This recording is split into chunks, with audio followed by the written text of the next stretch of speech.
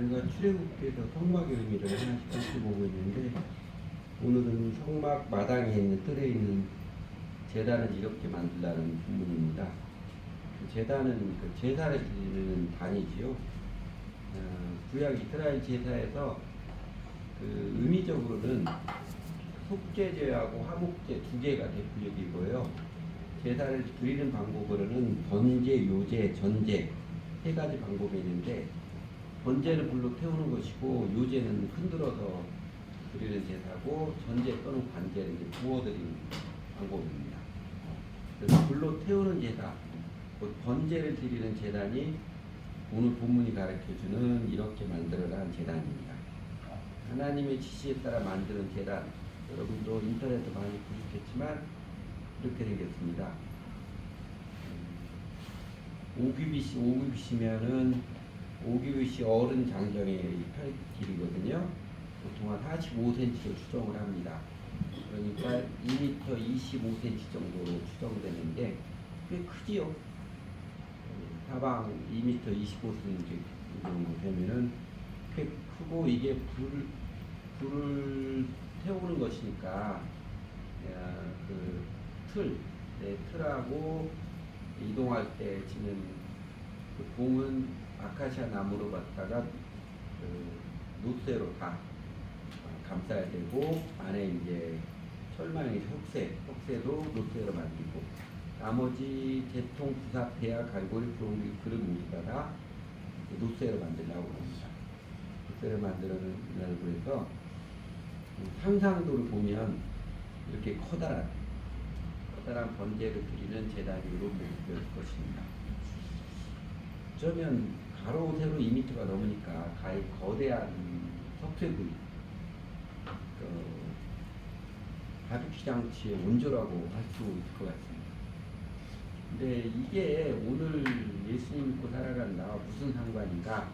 저희가 그것을 살펴보는 것인데, 성막을 구성하는 하나하나 요소들이 오늘 예수님을 주님을 믿고 따르는 우리들에게 주는 메시지가 무엇인가 알기 위해서 우리는 구약 해석의 큰 트렌드 모형론적 해석을 따르고 있죠. 여러분 보셨던 것처럼 성막 성전은 모형이고, 그 다음에 예수님께서 실체이고, 그 다음에 성령님이 예수님께서 실체로 실현해 주신 생명과 은혜를 우리 모든 신자들이 언제 어디에서나 누릴 수 있도록 해주십니다. 그 제단, 광야 이스라엘에게는 소나 양 같은 동물을 잡아서 불에 태우는 그 제사의 도구였습니다. 그 동물을 잡아서 불에 태우는 것은 인간의 죄악된 욕망의 소멸, 그 죄와 욕망의 완전한 죽음을 상징하는 것입니다. 성막, 지성소에 하나님이 계시잖아요. 성소 지나서 지성소까지 나아가기 위해서는 제일 먼저 제단에서 인간의 죄와 죄악된 욕망을 불로 태워버리고, 그 다음에 이제 물두멍인데, 물두멍에서 물로 씻는 것은 죄악에 물든 마음을 깨끗하게 씻는, 정결하게 하는 상징입니다. 사람 대신 동물을 잡아서 제물을 드려서 하나님으로부터 죄의 용서를 받아서 죄의 완전한 소멸, 그 다음에 죄책감으로부터 해방을 소원하는 의식이 제사입니다. 그러나 여러분, 히브리서에서 잘 가르쳐 주었듯이 여러분이 많이 알고 있는 것처럼 황소와 염소의 피가 죄를 없애줄 수는 없습니다. 히브리서 10장에 대표적으로 나타나 있지요. 율법은 장차 좋은 것들의 그림자일 뿐이요 실체가 아니므로 해마다 반복해서 드리는 똑같은 희생 제사로서는 하나님께로 나오는 사람들을 완전하게 할 수 없습니다. 이 성막을 짓고 성전을 지어서 드리는 그 제사로서는 완전하게 죄를 용서받을 수 없다는 것이지요. 그래서 이 자리에서 만일 완전하게 할 수 있었더라면 제사를 드리는 사람들이 한 번 깨끗해진 뒤에는 더 이상 죄의식이 가지지 않을 것이고, 따라서 제사 드리는 일 중단하지 않았겠습니까? 그 제사 한 번 드려도 완전하게 죄 용서를 받았으면 더 제사 안 드려도 되고, 그 다음에 죄책감이 시달릴 수 없을 텐데, 3절 그러나 제사에는 해마다 죄를 회상시키는 요령은 있습니다. 죄책감을 불러일으키죠.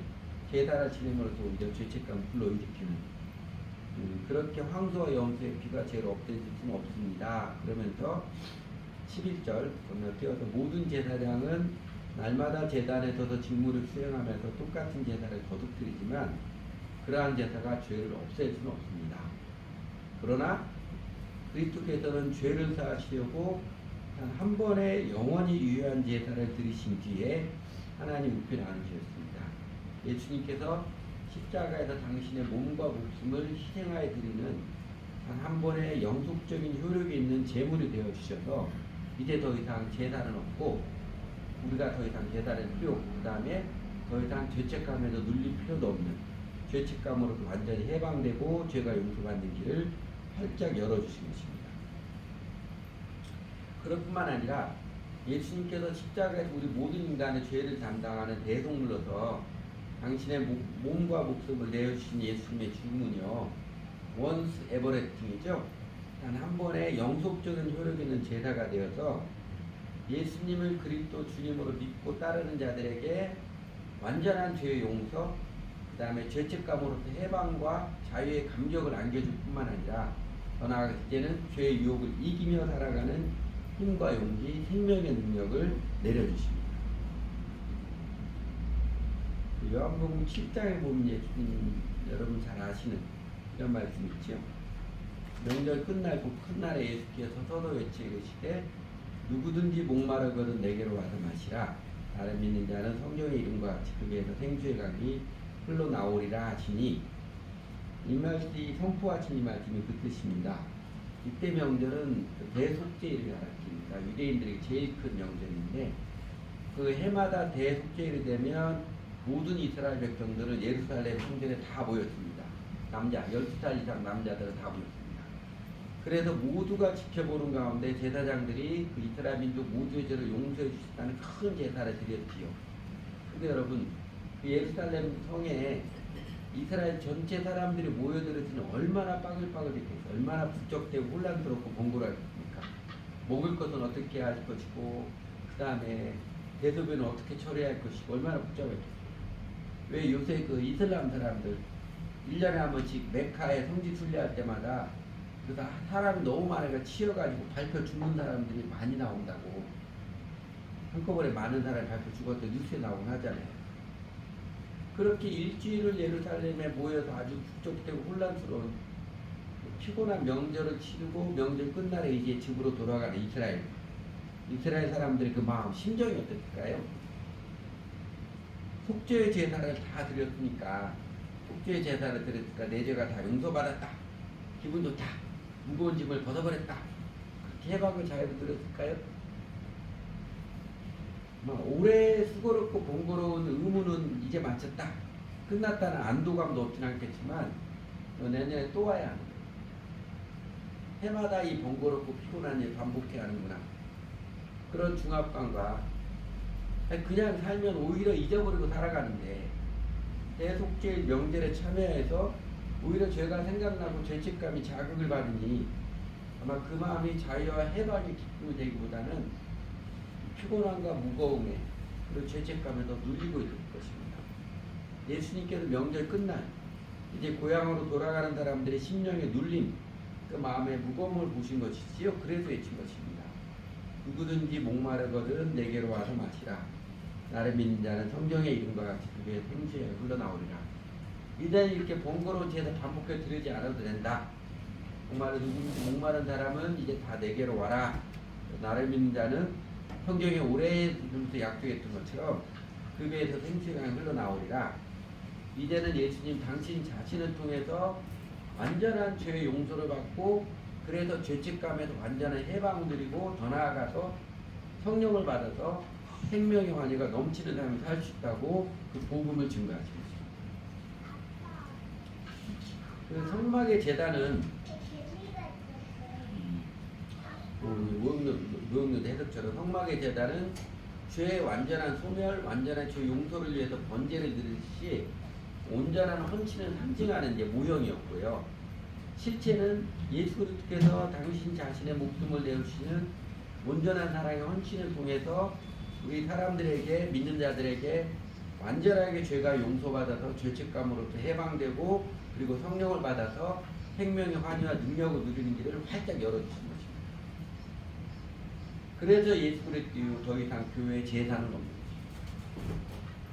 교회 잘 모르면 다른 종교처럼 예배를 제사처럼 생각하는 사람들이 여전히 있는데 더 이상 교회는 재산은 없습니다.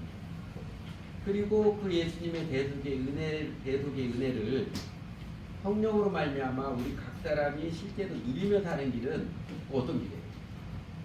예수님의 대속의 은혜를 성령으로 말미암아 우리 모든 믿는 사람 실제로 누리며 사는 길은요. 아까 요한복음 7장 38절에 나를 믿는 자는 했듯이 예수를 믿는 길입니다. 예수를 믿는다는 것을 제사에 비유해서 잘 나타내준 성경 구절이 하나 있는데 그게 바로 우리가 읽기 잘하는 로마서 12장 1절입니다. 그러므로 형제들아 내가 하나님의 모든 자비하심으로 너희를 권하노니 너희 몸을 하나님 기뻐하시는 거룩한 한 제물로 드리라. 이는 너희가 드릴 영적 예배니라. 그리고 이제 모형과 그림자로서 성막의 제단을 이렇게 만들어서 제사를 드려라. 광야 이스라엘 백성들의 지시하신 하나님께서 그 모습을 통해서 오늘의 우리들에게 밝히 증거하시고 보여주신 뜻, 그 메시지는요. 너희 몸을 하나님이 기뻐하시는 거룩한 한 제물로 드리라. 무슨 뜻이에요? 하나님의 뜻을 100% 순종하고 따르는 인생을 살아가십시오. 다르게 표현하면 주 예수를 믿으십시오. 이 뜻입니다. 예수를 믿는다는 것은 하나님께 헌신, 곧 하루하루 살아가는 우리 자신의 행동을 하나님께서 기뻐하시는 뜻 따라 드리기로 결단하고 추구하는 삶이 그 예수를 믿는 것입니다. 우리 침례교 그 해외 선교회 주민호 선교사라고 주 바나바 선교사라고 있는데 꽤 아름다운 사람이죠. 저희도 이제 가끔 한 번씩 두어 달에 한 번씩 기도 편지를 보냅니다. 최근에 기도 편지 보냈을 때 그 이야기를 하더라고요. 이 주 바나바 선교사님이 한국 외대에 나왔는데 외대 다니면서 그 WTF라는 선교단체 있어요. 선교단체에서 복음을 듣고 있었어요. 근데 선교단체가 모임을 하고 끝날 때마다 꼭 이 노래를 불렀어요. 주님 뜻대로 살기로 했네. 주님 뜻대로 살기로 했네. 주님 뜻대로 살기로 했네. 그래서 자기가 예수를 믿은 지 이제 40년 지나오는데 쭉 40년 예수 믿고 따라 살면서 주님 뜻대로 살기로 했던 삶이 이게 얼마나 행복한 삶인지 얼마나 복된 삶인지를 서로를 흘러가면서 더 절감하게 되었다고 그런 고백을 하더라고요. 그래서 지금도 가끔 뭐 주님 뜻대로 살기로 했는데 노래한다고. 여러분 예수를 믿는다는 것은 그 노래처럼 이제는 주님 뜻대로 살겠습니다. 이 고백을 되새기며 교회를 통해서 주 하나님의 뜻이 무엇인지 배우고 그리고 일상에 살면서 주님의 뜻을 실행하며 살아가는 게 그게 바로 예수 믿는 것입니다. 믿음으로 살아가는 것입니다. 그래서 여러분 정말로 그렇게 예수 믿고 있습니까? 내 뜻대로 내 마음대로 살아가지 않고 이제는 주님 뜻대로 살아갑니다. 아침마다 일어나 이 고백을 드리는 거죠. 내 자신은 하나님 기뻐하시는 거룩한 산재물이 든 헌신. 하나님께 이게 온전한 의탁이죠. 내 마음대로 해서 이제는 주님 뜻대로 진정한 회심의 결정을 드린 적이 있었는지 아니면 몇 해 전에 우리 교회로 왔다가 떠난 어떤 사람처럼 그냥 그렇게까지 믿고 싶진 않는데요. 혹시 그런 마음 아닌가요?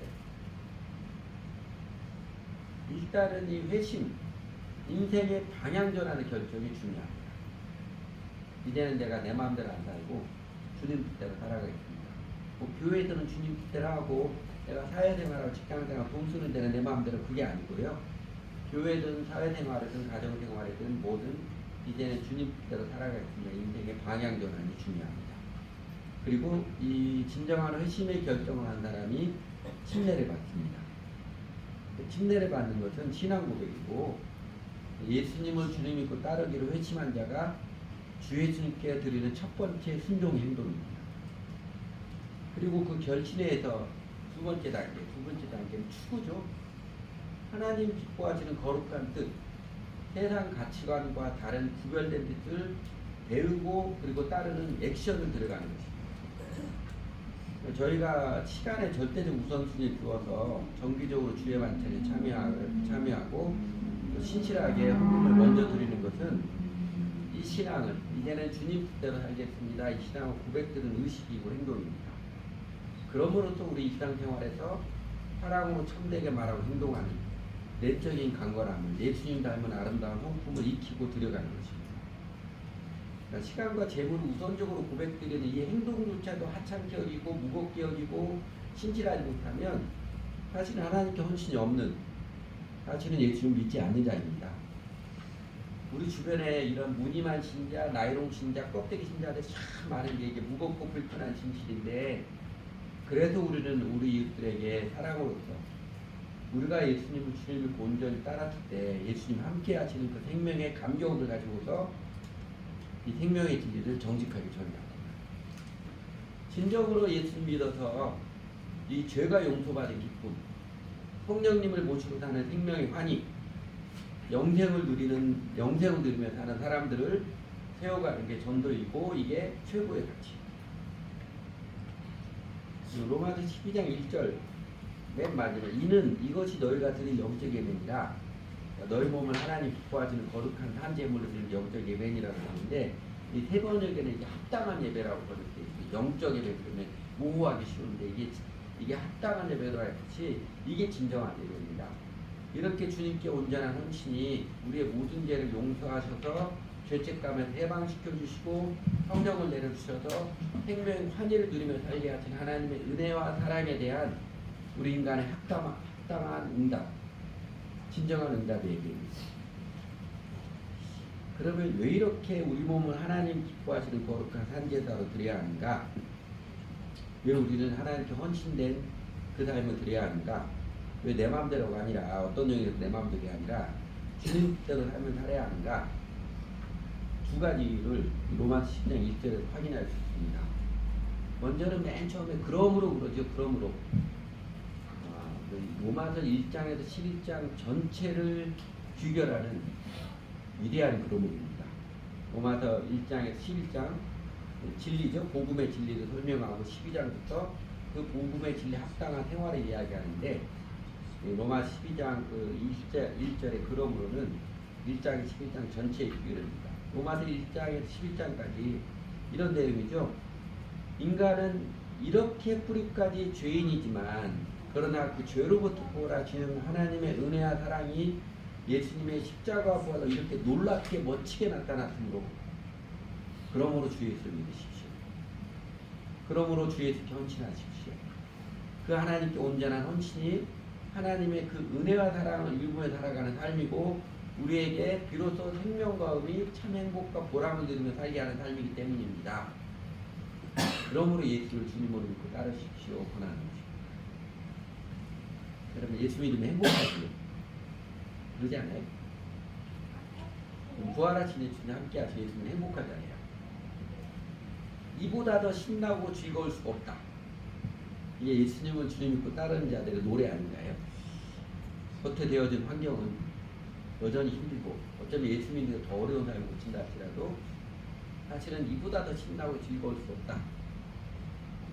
이게 예수님 주님 믿고 따르는 자들이 누리는 행복이죠. 주변의 사람들이 아무리 난리를 쳐도 내 마음속에 있는 참된 이 평화는 누구도 빼앗을 수 없네.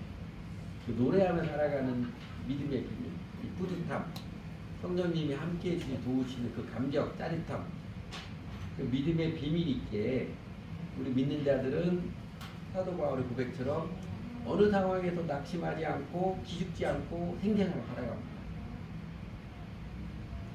교회를 다니긴 했는데 그것도 꽤 오래 다녔는데 그럼에도 불구하고 이 생명 안위를 못 누리니 왜 그래요? 그냥 주변 이웃의 어떤 모습에 내 가족이나 나랑 친한 사람이나 어떤 모습에 그 말 한마디 마음이 그냥 무너지고 그냥 뚜껑 열리고 내 하는 일이 조금만 꼬이는 것 같아도 그냥 걱정 쓰나미에 파묻혀버려서 죽을 맛으로 살아가는 이유. 아직 예수님을 주님으로 믿지 않은 하나님께 온전한 헌신을 드리지 않기 때문에 그렇습니다. 침례도 안 받고 헌금도 제대로 안 하고 제자들로 배우는 교회 생활 제대로 하지 않고 정직한 믿음이 아니기 때문에 생명의 은혜, 영생의 능력을 경험하지 못하고 걱정과 염려 가운데 파묻혀 살아가는 것이지. 두려움에 쫓겨 예수 믿으면 행복합니다. 예수님 알아갈수록 이 행복이라는 게 점점 더 실감나게 체험해가는 것이지. 그리고 왜 우리가 우리 자신을 하나님이 기뻐하시는 거룩한 산제사로 드려야 하는가? 온전한 헌신, 정직한 믿음을 드려야 하는가? 둘째는요, 사실 이거 첫 번째와 똑같은 의미인데 사도 바울은 로마서 12장 1절에서 그러므로 형제들아 내가 하나님의 모든 자비하심을 너희를 권하노니 간곡하게 말하였듯이 사실은요 하나님께 온전한 헌신 주 예수를 정직히 믿고 따르는 인생이 하나님의 모든 자비하심이 있는 하나님의 자비를 체험하며 누리면서 사는 인생 최선의 일이기 때문에 그렇습니다. 제가 살아온 인생에 잊을 수 없는 경험 중에 하나가 처음으로 인생의 쓴맛을 봤던 게 고등학교 시험에 떨어졌던 거예요.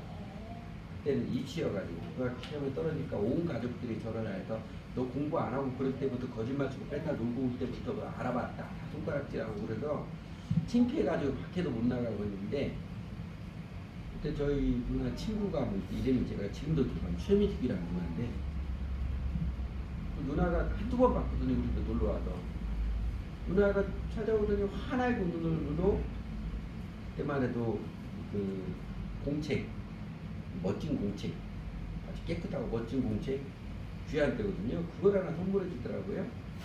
아무 이유도 없이 이유는 하나 너 시험에 떨어지니까 힘내라고 위로해 주려. 제가 경험한 잊을 수 없는 자비해 준 겁니다. 제가 봐도 공부 안 해도 떨어진 게 당연했어요. 맨날 공부 안 하고 공차하고 놀러 다니고 했습니다. 그런데 이 실패한 나에게 오히려 환하게 웃는 얼굴로 선물을 주는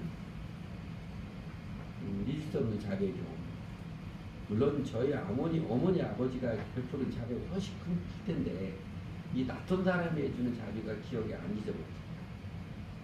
그런데 하나님은 사실 우리가 살아온 삶에서 그 자비의 손길을 한 번이 아니라 여러 번 거듭거듭 베풀어 주지 않나요? 연약한 내 모습 품어 안아주시고 때로 넘어져도 오히려 위로해 주시고 실패해도 오히려 다정히 이렇게 세워주시고 내가 마음에는 원이라도 육신이 약하니 번번이 넘어져도 손가락질하거나 혼내지 않고 오히려 더 큰 선물을 안겨주시는 그 하나님의 자비를 어쩌다 한 번이 아니라 늘 체험하며 살아가는 비결의 길이 주 예수를 온전히 믿고 따르는 길 하나님께 헌신입니다. 그렇게 예수를 믿으시기 바랍니다. 물론 하나님께서 우리 믿음의 마음이 정직한지를 확인하시고 우리 스스로에게도 그렇게 하나님께 헌신하는 게 이게 복받기 위한 집착인지 아니면 정말로 주님께 헌신한 마음인지 깨달아지도록 그 믿음의 길에는 항상 인내 연단을 거치게 하십니다. 그러나 하나님께서 정직한 믿음의 사람을 외면하시거나 무관심하시지는 절대로 없습니다. 사랑하는 잠언 3장 5절 6절 너는 마음을 다하여 내 여호와를 신뢰하고 내 명체를 의지하지 말라. 너는 범사에 그를 인정하라. 그리하면 내 길을 지도하시리라. 이 박수처럼 하나님께서는 진심으로 마음을 다하여 의지하며 사는 자에게 예수님을 따르는 자에게 확실하게 지도하시며 인도하십니다. 그러므로 주 예수님 온전히 믿고 따르십시오. 그 성막의 제단을 통해서 우리에게 주시는 하나님의 메시지 제가 로마서 10장 1절 말씀으로 귀결을 했는데 앞에서 말한 두 가지 여기까지는 저희가 이제 하나님 나라 구원 교회와 신앙 입문과정 성도국에서 반복해서 깨우쳐진 내용 진리고요. 오늘은 로마서 12장 1절이 암시적으로 그러나 묵직하게 증가하는 새로운 측면 하나 더 말씀드리고 싶습니다. 여러분 하나님이 기뻐하시는 거룩한 산제물로 드리라. 이게 죽은 제물이 아니라 산 제물이라고 한 데에서 능동성, 적극성이 느껴지지 않나요? 죽은 제물은 수동성, 소극적이지만 산 제물은 능동적이고 자발적이고 적극적인 행위를 말합니다. 그래서 믿음의 한 측면은요, 소극적, 눈치 봐서 대충 묻어가기, 뭔지 모르지만 사람들 많은 길에 묻어서 따라가기, 이런 위축된 마음, 보신적인 태도, 면피하기 등등 두려움에 쫓기는 소극적 인생으로부터 돌이켜서 적극적으로 능동적으로 주 예수를 따르며 사는 마음의 변화, 태도의 변화예요. 여러분, 주 예수님께서 제자들을 부르실 때 와서 구원의 선물을 받아라 이게 아니라 나를 따라오너라 하셨듯이요. 나를 따라오너라. 얼마나 능동적이고 적극적이에요. 능동적으로 적극적으로 자발적으로 주 예수를 따르도록 초청하셨습니다. 구약에 이런 말씀이 있지요. 시편 32편 8절 9절에 보면 이렇게 가르칩니다. 내가 하나님께서 너의 갈 길을 가르쳐 보이고 너를 주목하여 훈계하려도다. 그러니 내가 너의 갈 길을 가르치고 주목하여 훈계할 테니까 그러니 너희는 무지한 말이나 노새같이 되지 말지어다. 그것들은 제갈과 굴레로 단속하지 아니하면 너에게 가까이 오지 아니하느니라. 하나님께서는 우리에게 생명의 길을 가르쳐 보이시고 특별히 우리를 개인적으로 주목하여 훈계해 주십니다.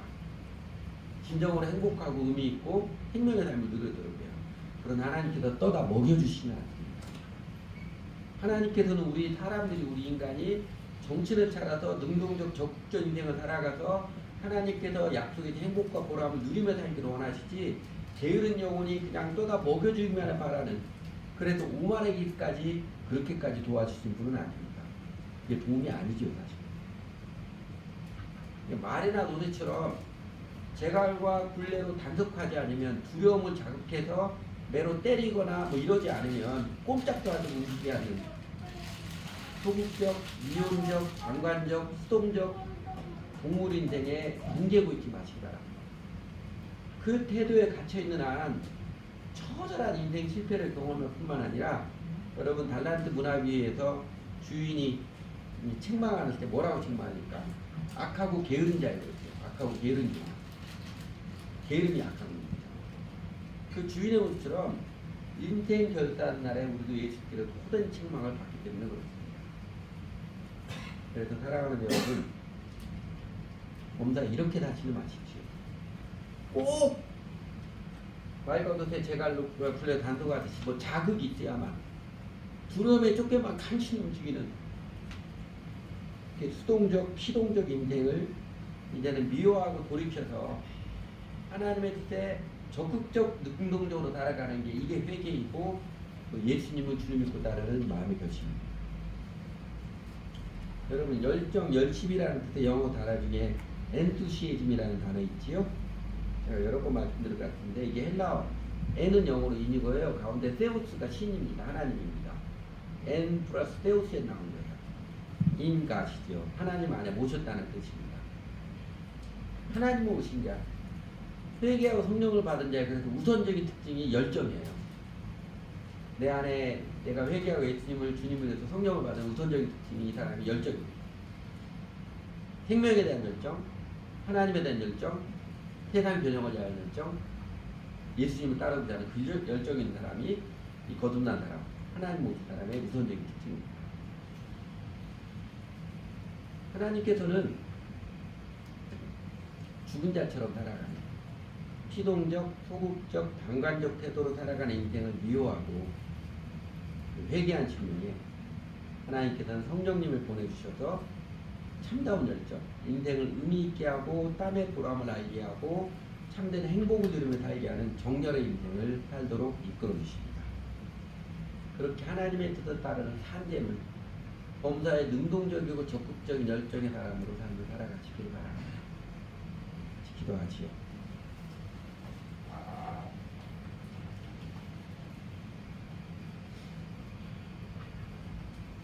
하나님 아버지, 저희들을 많이 사랑해 주셔서 감사합니다. 예수님께서 인간의 몸을 입고 이 땅에 내려오셔서 십자가에서 죽으심으로 신이 주님의 목숨을 희생하는 그 단번에 영적적인 효력 있는 제물이 되어주셔서 이제 그 예수님을 주님을 입고 따르는 저희들에게 죄가 다 용서받은 감격과 성령님께서 내주하셔서 생명의 환희를 누리며 살도록 영생의 삶을 안겨주셔서 감사를 드립니다. 하나님, 저희는 죄책감을 눌려서 기죽어 살기 잘했고 죄책감을 가리기 위해 가면 쓰고 오히려 다른 사람을 공격하고 다른 사람 탓하고 또 내 행위를 내세워서 교회에서도 사람들로부터 하나님으로부터 괜찮은 사람이라고 의롭다고 인정받고 연연하는 참 부질없는 일들을 많이 했었는데 그런 초라한 저 심령에게 누구든지 목마르거든 내게로 와서 마시라. 나를 믿는 자는 그 배에서 생수의 강이 흘러나오리라 했던 주의 주님의 생명의 은혜의 복음을 들려주셔서 감사드립니다. 하나님 아버지, 저희들의 마음을 성령님께서 찾아주시고 인도해 주셔서 십자가의 사랑의 주님, 부활의 권능과 생명의 주님 알아가고 마침내 주님을 주님으로 모시고 주의 주님을 따르며 살기를 정직히 회심하였을 때 우리 죄를 다 용서해 주신 하나님의 사랑을 알게 해주시고 죄와 사망의 법에서 벗어난 죄책감에서 벗어난 기쁨을 체험케 해주셔서 감사를 드립니다. 또한 저희가 그렇게 주님을 모시고 따르며 살아오면서 비록 여러 번 넘어질지라도 그때마다 십자가의 은혜를 바라보고 다시 일어나 주님을 따르는 삶을 그래도 추구하며 살아보면서 하나님, 저희 심령에 죄와 사망에서 해방된 기쁨을 점점 더 크게 리얼하게 알게 해주시고 저희가 어둠에 다니지 않고 생명에 부스럽고 누림을 체험하며 알게 해주셔서 정말 감사를 드립니다. 그래서 저희 마음이 저희도 예수님에게 이렇게 행복한 것입니다. 너무 신나고 즐겁습니다. 내 마음속에 있는 이 참된 이평은 누구도 빼앗을 수 없습니다. 고백들으며 살아갈 수 있도록 그 은혜를 힘입어서 여전히 차가운 현실이고 여전히 만만치 않은 내 앞에 삶일지라도 직면하며 살아갈 수 있는 용기를 내려주셔서 감사를 드립니다.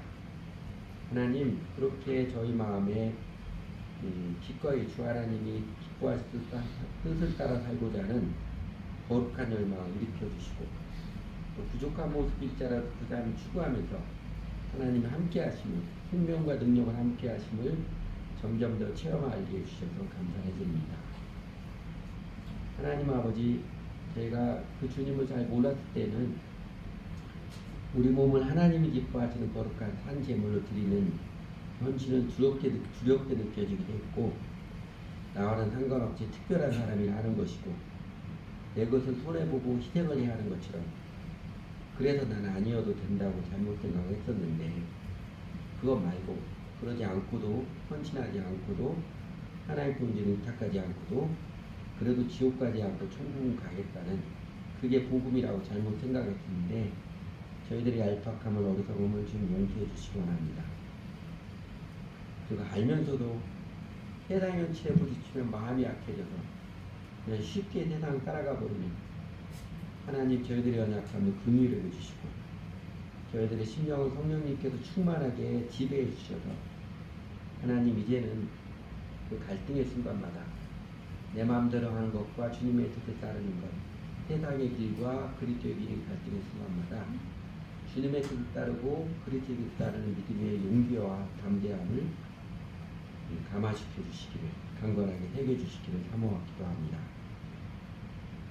사실은 주의 하나님께 헌신이 예수님 믿는 바른 길이고 그 길이 저희들에게 참 행복과 의미의 삶의 기름을 환히 깨우쳐 주심 넘어서 저희가 체험하며 알아가도록 이끌어 주시기 원합니다. 그래서 하나님 아버지, 저에게 하나님께서 기뻐하시는 뜻을 더욱 밝히 가르쳐 주십시오. 저희가 원하는 뜻은 하나님 뜻인 것처럼 오만에 빠져서 착각으로 살지 않도록요. 저의 마음을 더욱 맑게 뜨게 하여 주십시오. 코앞에밖에 바라보지 못해서 주님의 뜻 따르지 않고 저희들이 얄팍한 머리 굴리는 우리 자신의 초라한 명철을 의지하며 살지 않도록 저희 마음을 맑게 해 주십시오. 인내할 줄 알도록 마침내 하나님께서 살아계신 하나님께서 그 권능의 손을 베푸시는 그날을 바라보고 인내하며 살아갈 수 있도록 저희 시야를 맑게 뜨게 해 주시기 원합니다. 그리고 하나님, 저희들의 심령에 주님의 십자가의 사랑과 부활의 권능의 모습을 비춰주시기 원합니다. 저희 마음이 어느덧 변질되어서 주님의 뜻을 살아가겠다는 게 그냥 말뿐이고 명목에 그치지 않고 실제로 날마다 새롭게 들어가는 액션 행동이어서 정말 하나님께서 함께 해주시는 부활하시면서 함께 해주시는 생명과 능력과 평안을 기쁨과 감격을 신나게 누리는 영생을 삶을 살도록 이끌어 주시기 원합니다. 예수님 이름으로 기도드렸습니다.